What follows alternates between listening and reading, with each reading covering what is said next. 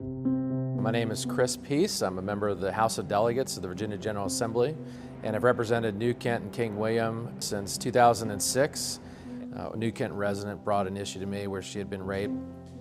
There was a cold case hit decades later. The statute was not friendly to her to be able to access reimbursement for mental health services. And so we filed legislation, passed a bill, worked with the Attorney General's office and Project Hope and other advocates statewide.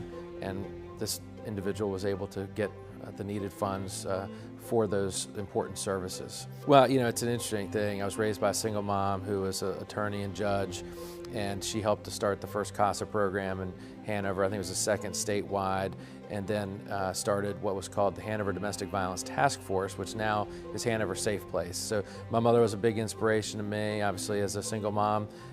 Growing up and hearing many stories would break your heart. Felt that I have an obligation to pick up where she left off.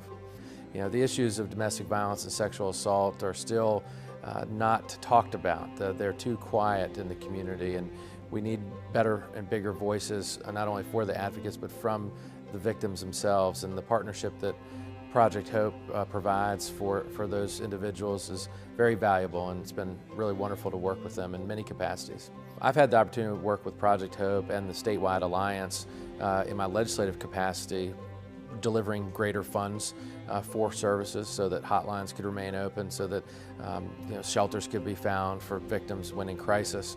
And Project Hope has been very helpful in identifying these individuals to put legislation in that would actually benefit them. And so that combination of effort from the local advocacy and from Project Hope and others like it to state policymakers, we've been able to make a great change. My grandmother said, "Brighten the corner where you are. You only pass this world but once. Any good that you can do it now. You shall not pass this way again." If you're doing the right thing, you need to keep doing it. And hopefully through prevention and awareness, we will see fewer of these issues arise. For too long we've seen where victims are blamed for their victimization. It's their fault. There could be nothing farther from the truth.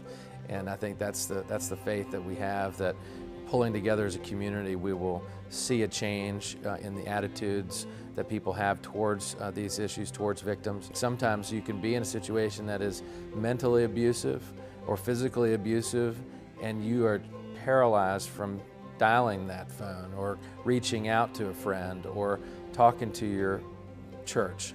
And just because you don't make that phone call doesn't mean the abuse did not occur. And so we still see in our courts, I think, an old school attitude towards those circumstances that needs to be changed.